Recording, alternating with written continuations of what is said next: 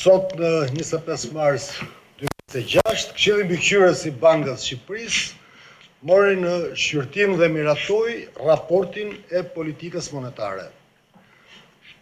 Informacioni i marrë në analizë sugjeron se ka patur një ecuri pozitive të ekonomisë shqiptare deri në tremujorin e parë të vitit 2026. Vëllimi i aktivitetit ekonomik, punësimi dhe pagat në sektorin privat jo bujësor kanë ardhur në rritje, inflacioni mbetet në nivele të ulta, ndërsa tregjet financiare shfaqen të qeta dhe kredia për sektorin privat vijon të shënojë një rritje solide dhe të qëndrueshme. Në këtë ecuri, një kontribut pozitiv ka patur dhe politika monetare e Bankës së Shqipërisë. Reagimi në kohë dhe konsistent i politikës monetare ka mundësuar funksionimin normal të tregjeve financiare dhe ka krijuar kushte monetare të përshtatshme për kthimin e inflacionit në objektiv. Në skenarin bazë, trendet e zhvillimit të vendit priten të mbeten pozitive edhe në të ardhmen. Ekonomia shqiptare pritet të rritet me ritme solide rritje gjatë 2 viteve në vazhdim, ndërsa inflacioni pritet të kthehet në objektiv gradualisht gjatë vitit 2026. Megjithatë, konflikti në lidhjen e mesme përbën një burim të rëndësishëm rreziku për ecurinë e ekonomisë botërore dhe të asaj shqiptare në të ardhmen, rrezik i cili është i vështirë të vlerësohet me një shkallë të pranueshme sigurie për momentin aktual.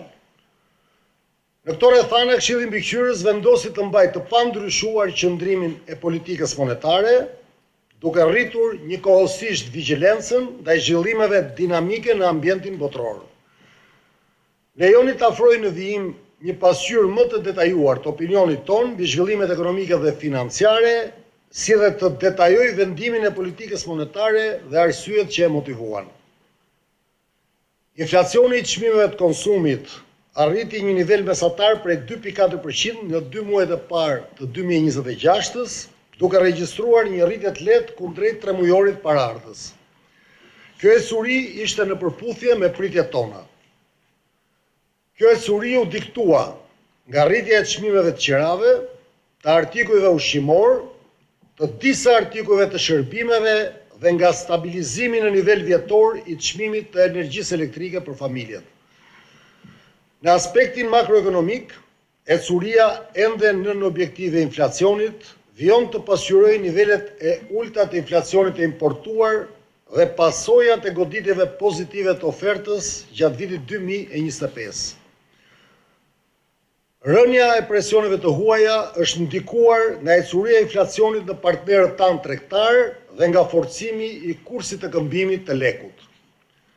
Nga ana tjetër, presionet e brendshme mbi inflacionin kanë ardhur në rritje gjatë muajve të fundit, si kundërdëshmohet nga ecuria e inflacionit bazë dhe gjithashtu edhe nga ecuria e inflacionit të brendshëm.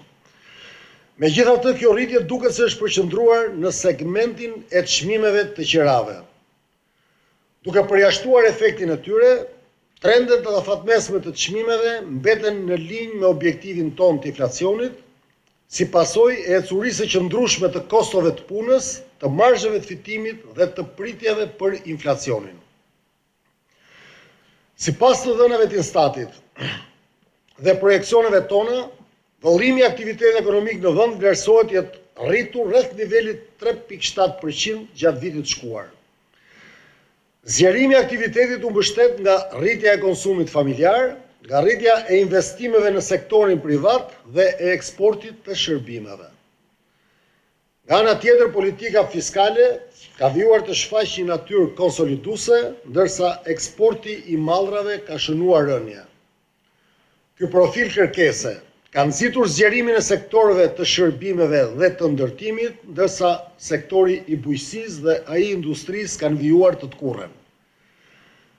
Informacioni i tërthort i disponuar sugjeron për ritme dhe strukturë të ngjashme rritjeje edhe gjatë tremujorit të parë të këtij viti. Rritja e kërkesës për mallra e shërbime është pasqyruar edhe në tregun e punës. Punësimi në sektorin privat jo bujësor u rrit me 5.6% gjatë vitit 2025, paga mesatare u rrit me 8.5%, ndërsa norma e papunësisë në fund të vitit qëndroi në një nivel të ulët historik prej 8.3%. Rritja e shpejtë e pagave nuk është përcjellë plot në rritjen e çmimeve, si pasojë e absorbimit të saj nga rritja e produktivitetit dhe reduktimi i marzhit të fitimit të bizneseve. Megjithatë, kërkesa e lartë për punë nga bizneset dhe mungesa e ofertës vijojnë ta mbajnë tregun e punës nën tension. Në këndvështrimin makroekonomik, rritja ekonomike vijon të mbështetet nga bilancet e shëndosha të sektorit privat, nga besimi i familjeve dhe bizneseve në të ardhmen, nga zgjerimi të ardhura nga turizmi, si dhe nga kushtet e favorshme të financimit. Politika e kujdesshme monetare e Bankës së Shqipërisë ka patur një rol esencial në ruajtjen e stabilitetit të çmimeve, duke ndihmuar kontrollin e pritjeve për inflacionin dhe duke kontribuar në përmirësimin e kushteve të financimit.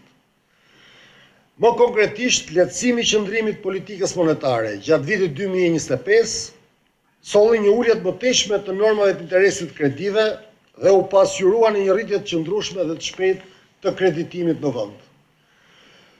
Po ashtu, prezenca e shtuar e Bankës së Shqipërisë në tregun e brendshëm valutor tërhoqi një pjesë të ofertës së shtuar të valutës, duke mundësuar një nivel më të qëndrueshëm të kursit të këmbimit. Përjedhoi tregjet financiare vijojnë karakterizohen nga likuiditet i bollshëm, me norma të ulta interesi, nga bilancet shëndosha të sektorit bankar, si dhe nga një përqasje pozitive ndaj kreditimit. Kushtet e favorshme të financimit janë pasqyruar në zgjerimin e shpejtë dhe me bazë të gjerë të kredisë për sektorin privat.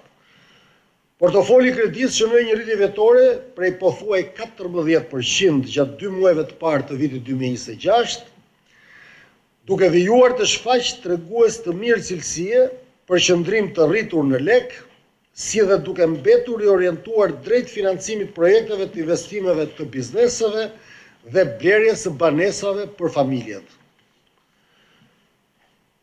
Rritja e kredisë bankare ka vijuar të mbështesë zgjerimin e konsumit dhe të investimeve sektorit privat, si dhe ka mbuluar nevojat e përkohshme të tyre për likuiditet, duke dhënë në këtë mënyrë një kontribut pozitiv në rritjen ekonomike. Në tërësi, zhvillimet ekonomike, monetare dhe financiare të muajve të fundit kanë qenë në linjë me pritjet tona dhe sugjerojnë se ekonomia shqiptare vijon të qëndrojë në një trend pozitiv zhvillimi. Përjedhoi në mungesë të goditjeve të forta të ofertës, parashikimet tona të skenarit bazë tregojnë se inflacioni do të kthehet gradualisht në objektiv gjatë vitit 2026. Po ashtu, aktiviteti ekonomik pritet vijojë të rritet me ritme solide gjatë viteve në vijim, i nxitur nga zgjerimi i mëtejshëm i konsumit, investimeve dhe eksportit të turizmit, dhe të mundsojë një rritje të mëtejshme të punësimit dhe të pagave. Megjithatë, konflikti ushtarak dhe tensionet gjeopolitike në lindjen e mesme janë burim ekstrem rreziku dhe pasigurie mbi ekonominë botërore dhe atë shqiptare. Ky konflikt ka sjellë një rritje të shpejtë të fortë të çmimit të naftës dhe të produkteve të tjera energjetike në tregjet botërore. Kozgjatja, intensiteti dhe kanalet indirekte të transmetimit të kësaj goditje në ekonominë shqiptare janë të vështira për të vlerësuar me një shkallë të pranueshme sigurie për momentin. Gjithsesi, zgjatja në kohë dhe rritja e intensitetit të këtij konflikti mund ta shndrojë atë në një goditje serioze oferte, të krahasueshme me atë që pasoi fillimin e luftës në Ukrainë gjatë vitit 2022. Në analogji me këtë episod, kjo goditje do të kishte pasoja negative në inflacion dhe në rritjen ekonomike të vendit në të ardhmen. Bazuar në konkluzionet e mësipërme, Këshilli Mbikëqyrës i Bankës së Shqipërisë në mbledhjen e sotme vendosi të mbajë të pandryshuar normën bazë interesit në nivelin e 2.5%, gjithashtu të mbajë të pandryshuar normën e interesit të depozitës njëtitore në nivelin e 1.5% dhe të mbajë të pandryshuar normën e interesit të kredisë njëtitore në nivelin e 3.5%. Këshilli Mbikëqyrës gjykoi se qëndrimi aktual i politikës monetare mbetet i përshtatshëm për momentin. Së pari, ky qëndrim mundëson përmbushjen e parashikimeve të skenarit bazë, duke i afruar ekonomisë shqiptare në mungesë të goditjeve të forta të ofertës, kushtet përshtatshme monetare për kthimin e inflacionit në objektiv. Së dyti, ky qëndrimi i politikës monetare adreson pasigurinë e lartë aktuale mbi ecurinë e ekonomisë dhe të inflacionit për të ardhmen. Në ngjashmëri me reagimin e bankave të tjera qendrore, qëndrimi i politikës sonë monetare mundëson më shumë kohë për monitorimin e ecurisë së çmimeve të naftës në tregjet ndërkombëtare dhe për vlerësimin e impaktit të tyre në vend. Gjithashtu, Këshilli Mbikëqyrës vrejti se materializimi i goditjeve të ofertës do të kërkojë masa të kujdesshme monetare dhe fiskale.